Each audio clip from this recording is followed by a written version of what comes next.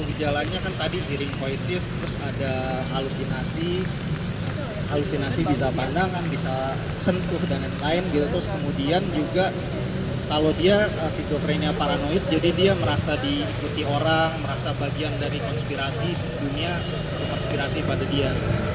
Dan ini bagi yang mengalami sangat menakutkan. Jadi ya penyebabnya multifaktor, tapi ada faktor kemungkinan, ada faktor genetik, ada faktor keluarga, faktor lingkungan. Kalau depresi beda dasarnya, jadi depresi lebih kepada serotonin untuk neurotransmitternya di otak gitu. Tapi kalau untuk skizofrenia, bipolar disorder itu ke dopamin di otak. Jadi orang-orang yang dopamin tinggi, misalnya orang yang sangat aktif, misalnya dia kegiatan outdoor, kegiatan-kegiatan yang kompetitif dan lain-lain gitu. Karena dia dopamin itu perannya dimotivasi sama apresiasi gitu.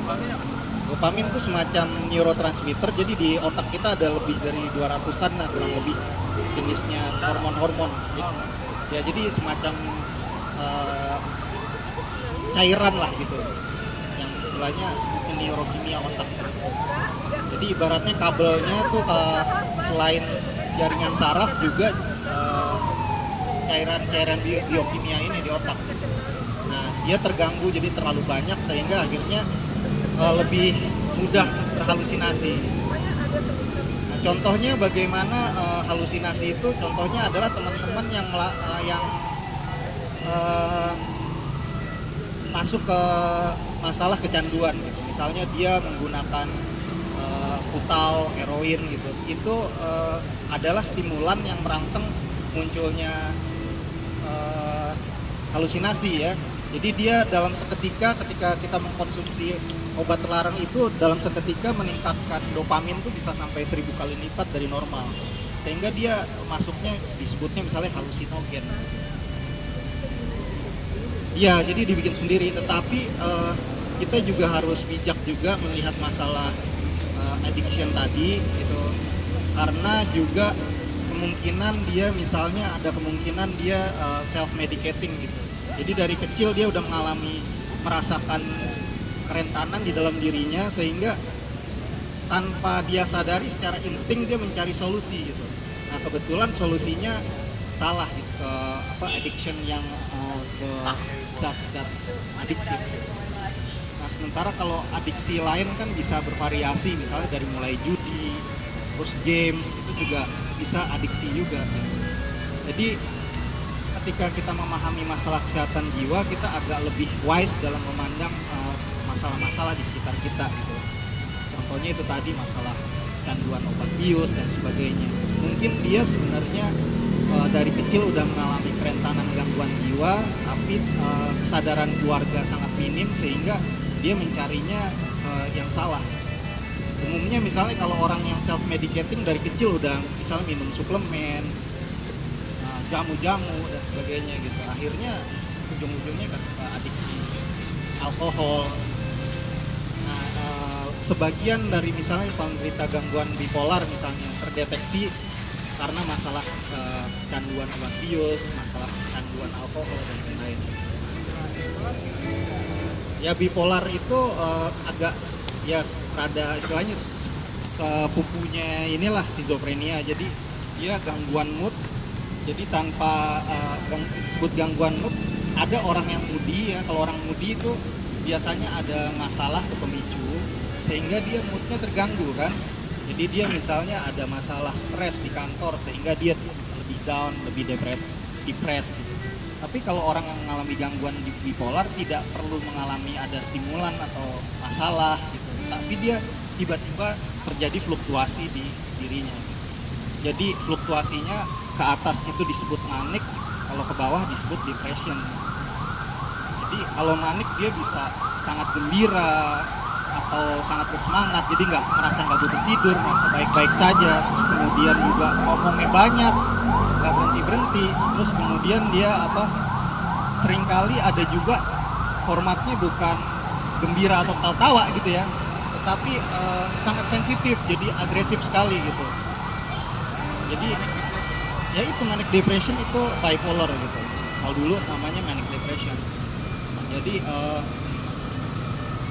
tiba-tiba berubah ke depresi, merasa tidak berharga, merasa eh, ada dorongan bunuh diri gitu, percobaan-percobaan bunuh diri, hal seperti itu. Jadi dia bipolar tuh bisa periodenya panjang, misalnya katakanlah ada orang yang 6 bulan mengalami perubahan mood itu gitu. Jadi depresinya berat berbulan-bulan gitu, nggak bisa keluar rumah, bergolek-golek aja di tempat tidur gitu, merasa sedih tanpa sebab, menangis gitu.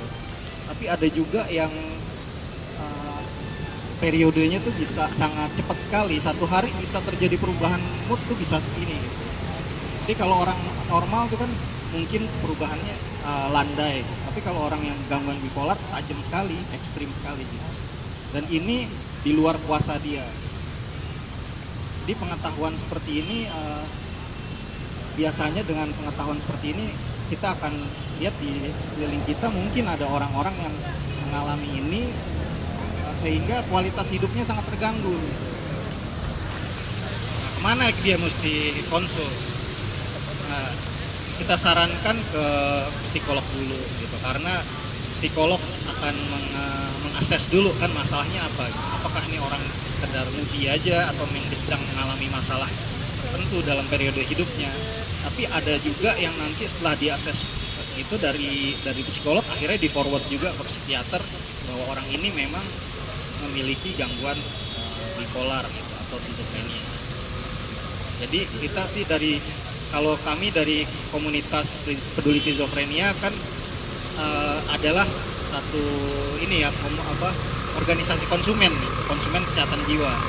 Jadi kita untuk membantu keluarga-keluarga kita sarankan filtering dulu melalui psikolog. Kalau memang tidak memungkinkan, memang harus butuh bantuan obat, mau nggak mau harus baru rujukan ke psikiater. Nah, kenapa dia butuh obat? Karena gangguan ini sangat biologis. Jadi bukan misalnya Mas Yudi lagi sedih gitu, kita Mas yes, semangat Mas, semangat, udah nggak bisa lagi karena dia udah terjebak dalam kondisi yang di luar kuasa dia. Jadi ada pemicu nggak ada pemicu bisa ubah gitu kalau bipolar.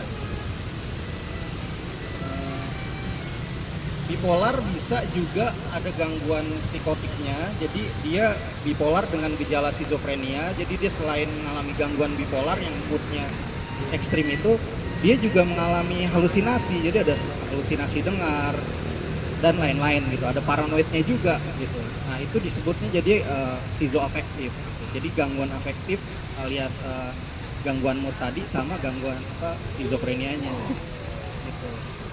Nah harus dikelola dulu gangguan skizofrenianya dengan obat-obatan anti skizofrenia. Setelah itu baru dikelola gangguan moodnya.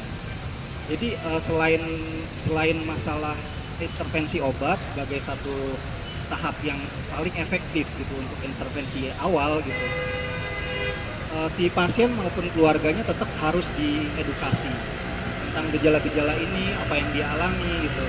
Sebab gangguan jiwa bedanya sama gangguan fisik adalah kalau gangguan fisik kita gampang lihatnya gitu, penyakitnya di mana, dites darah dan sebagainya itu bisa. Tapi kalau gangguan jiwa belum ada tes yang bisa memastikan 100%.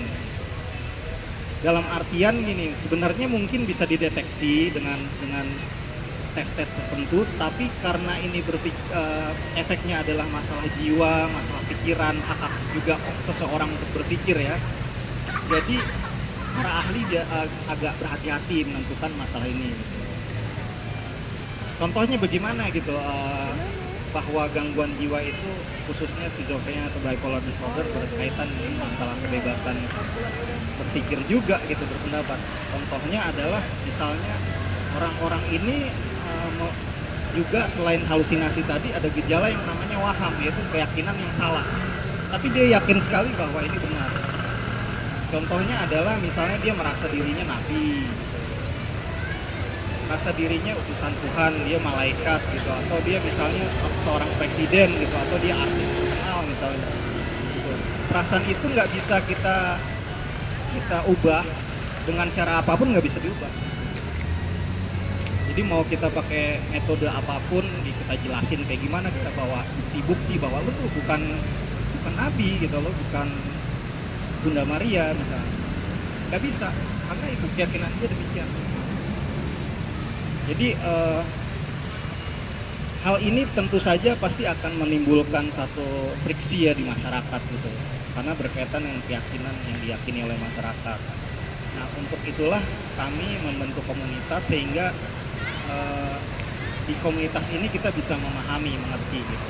Jadi kita bisa memberikan dukungan sampai dia mulai insight-nya atau tilik dirinya ke dalam dirinya itu akan membaik gitu. Dan dia bisa melihat bahwa oh itu saat itu saya mengalami gangguan. Nah, mereka nih nggak bedanya sama fisik tadi, selain nggak bisa dilihat gitu, bermanifestasinya kepada perilaku dan pikir gitu.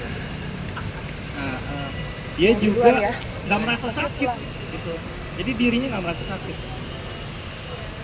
Karena nggak merasa sakit, jadi susah sekali buat keluarga untuk mengajak dia konsultasi. Itu sulitnya.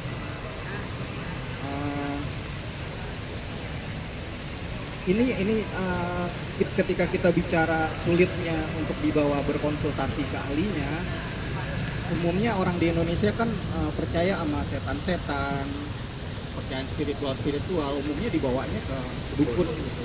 Dan itu bisa berlangsung bertahun-tahun, dan ketika kita bertemu dengan keluarga-keluarga seperti ini, kita akan melihat bahwa ini penderitaan yang luar biasa gitu buat keluarga. Bayangkan aja bertahun-tahun tinggal dengan orang yang memiliki waham seperti itu, terus nggak berani keluar kamar, di dalam kamar bertahun-tahun gitu. Kadang-kadang kalau kita misalnya yang paranoid, setiap hari dia bisa mengamuk gitu, atau dia agresif secara selain fisik, secara seksuali bisa sangat agresif kadang-kadang gitu. Terus kemudian juga kalau yang lain yang lebih yang diem gitu ya, diajak ngomong nggak respon, diem terus gitu. Dan bertahun-tahun kita harus hidup dengan orang yang kondisinya seperti itu, pasti sangat menderita. Nggak bisa, kalau pendiam gitu nggak bisa. Tapi kalau gangguan skizofrenia nggak selalu harus ada pemicu gitu. Jadi nanti biasanya kita akan lihat di keluarganya apa dia ada pernah mengalami, itu pasti resikonya agak lebih besar. Tapi juga ada juga yang harus ada pemicu, dan pemicu itu nggak selalu yang berat dan rumit gitu, nggak harus gitu. Bisa aja inilah misterinya sebuah jiwa adalah sesuatu yang kecil bagi orang lain, bagi orang tertentu itu sangat penting gitu.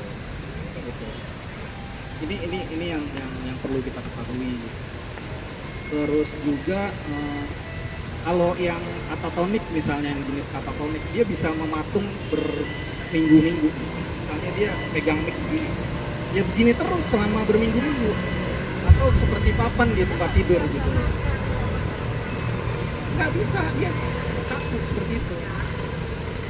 Jadi banyak sekali juga yang akhirnya meninggal di dalam kamar gitu. Terus kemudian juga kalau yang agresif biasanya dipasung gitu. Dan di Jakarta saya kira juga walaupun kelihatan modern begini, banyak sekali juga orang yang dipasung. Cuma bentuk pemasungannya mungkin tidak dengan rantai besi lagi, tapi mungkin dikurung dalam kamar gitu. Saya pernah bertemu dengan seorang junior saya di kampus, ibunya mengalami gangguan skizofrenia. Saking dia malu gitu ya, ibunya sering minta sesuatu ke tetangga ya, jadi dia malu gitu ya, akhirnya dikurung di dalam kamar, dan untuk memberi makan itu lewat kisi-kisi dikerek sama tali gitu. Nah, bagaimana perasaan kita hidup dengan suasana sedemikian gitu, padahal dengan keluarga yang sangat kita sayangi. Ya, kalau bagi kami biasanya kita sarankan atau kita mengadakan pendampingan, kita ada program penjangkauan. Jadi teman-teman kita, volunteer dan staff datang ke rumahnya, dan kita melakukan edukasi atau kita ajak dia ke fungsi kesehatan mereka. Karena untuk di Jakarta ada beberapa puskesmas yang sudah melayani layanan kesehatan jiwa.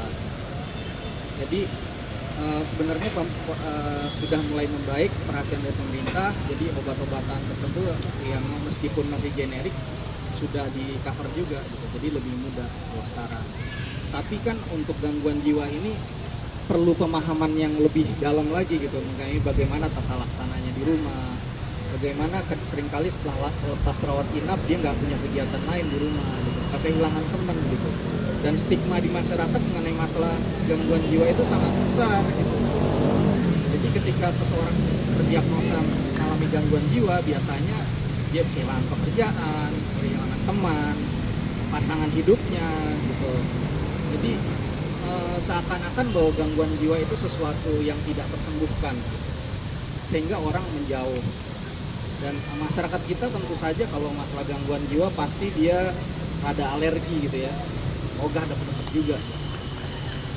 Nah disinilah kami kami meniru juga sih di luar negeri, organisasi konsumen sangat baik sekali. Misalnya tetangga kita di Australia juga organisasi konsumennya baik sekali, pemerintahnya juga sangat baik. Jadi orang-orang penderita gangguan jiwa berat biasanya kan kehilangan kemampuan dia untuk mandiri, jadi dia menjadi kecacatan yang permanen gitu, sehingga dia masuk dalam golongan difabilitas.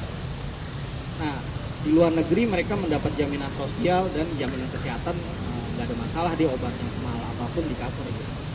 Nah, cuma mereka butuh juga penghargaan dari masyarakat. Jadi bekerja sama seperti orang yang dalam tanda kutip normal itu merupakan satu hal yang sangat mulia gitu. Jadi mereka juga berjuang untuk mendapatkan kesetaraan.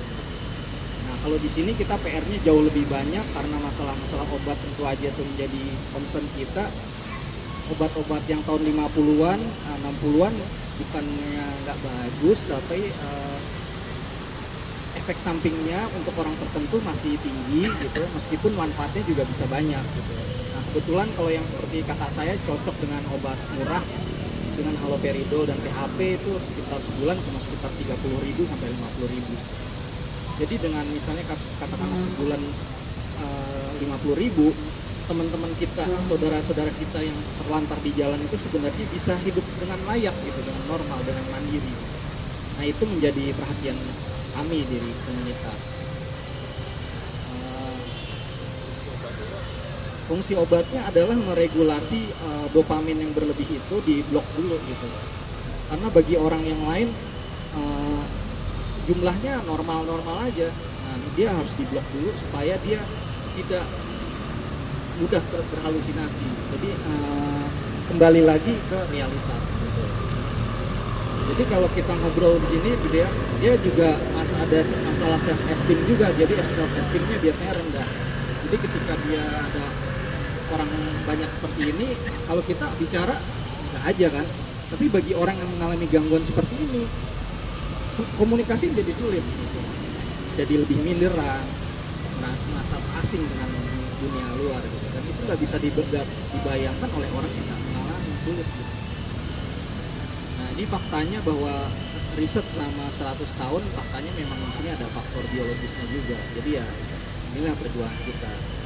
Nah bagi kami di Sekretariat KPSI kita sedang mengembangkan satu pola dukungan gitu mas. Jadi setelah lepas dari rumah sakit rawat inap biasanya kita kesulitan kegiatan gitu. Nah teman-teman biasanya 24 jam di rumah sementara keluarganya bekerja dan lain-lain gitu. Akibatnya dia kalau kurang kegiatan kan ya cenderung berhalusinasi lagi gitu. Akibatnya jadi kambuhan sangat kronis gitu. Jadi sangat kronis, kambuh lagi gitu. Nah, kita membutuhkan satu pusat-pusat kegiatan. Jadi kita pengennya misalnya di Jakarta minimal ada masing-masing wilayah ada satu lah, supaya mereka tidak di rumah aja tapi bisa datang ke sekretariat, kita edukasi tentang gejalanya, terus kita berikan kegiatan-kegiatan, misalnya kegiatan kreativitas, terus kegiatan fisik mungkin nggak bisa yang terlalu berat gitu. Ya kayak yoga saya kira cocok karena kita juga kemarin dari volunteer juga Mas, tapi masih sangat dasar. Jadi orang-orang yang mengalami gangguan kayak bipolar atau schizophrenia itu nggak bisa terlalu berat gitu. Jadi kalau dia capek cenderung kambuh. Jadi kalau kita bayangkan misalnya kita lapar atau capek gitu ya Mas, kita jadi lebih mudah irritated gitu dengan situasi gitu ya. Nah, bagi mereka berapa kali lipat gitu loh. Jadi tanpa dia sadari, dia tanpa diregulasi dengan suplemen obat itu sulit. Oke, ada orang yang misalnya gangguan bipolarnya tidak terlalu berat, jadi cenderung dia hipomanik. Jadi kalau yang manik itu begini, kalau yang hipomanik nggak terlalu tinggi tapi di atas normal rata-rata. Jadi orangnya sangat aktif, tapi ngerepotin kadang-kadang gitu. Nah, dia mungkin bisa dibalance dengan kegiatan-kegiatan yang misalnya seperti ini gitu. Biar biasanya orangnya lebih more spiritual gitu. Itu bisa seperti itu. Jadi kita tidak ingin berdebat dengan masalah obat dan non-obat, tetapi kalau itu cocok dengan kamu dan kualitas hidup kamu dan keluarga kamu baik, kita akan sangat senang. Tapi bagi mereka yang memang sudah mencoba berkali-kali off dari medication, kambuh lagi, kami sarankan untuk tetap medication ya dengan diimbangi kegiatan yang seimbang. Jadi working life, social life yang baik gitu. Terus juga dorongan untuk curhat itu kan banyak ya. Jadi dia butuh komunitas. Nah, itu peran kami. Jadi kurang lebihnya seperti itu yang kami lakukan di Sekretariat KPSI. Selain itu kami juga menyediakan ada volunteer psikolog. Jadi masyarakat yang mengalami gangguan jiwa apapun gitu ya kita terima, misalnya depresi atau cemas, silahkan mau konseling, kita terbuka dan gratis. Kemudian juga kalau misalnya dia lagi bingung, stres atau apa, selama ini ada misalnya teman-teman masih remaja gitu kan, masa lagi nggak stabil ya, ada yang datang ke tempat kita, baru kita tanya namanya udah nangis gitu. Nah, itu yang kita berikan dukungan. Jadi dengan adanya komunitas ini akhirnya bisa lebih semangat lagi gitu.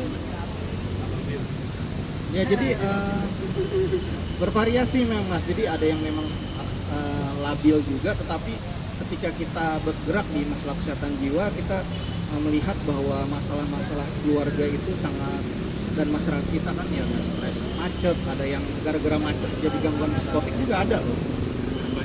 Gara-gara banjir banyak sekali gitu. Jadi dia setiap tahun sebenarnya dia udah lelah dengan banjir, tapi gak ada kemampuan pindah. Ada satu keluarga yang bapak dan anaknya dan ibunya juga mengalami gangguan jiwa seperti ini. Terus kemudian juga misalnya bapaknya kawin lagi atau apa gitu, juga bagi anak kehilangan rasa percaya diri. Nah, hal seperti ini yang kita temui ketika kita terjun langsung untuk menangani masalah kesehatan jiwa.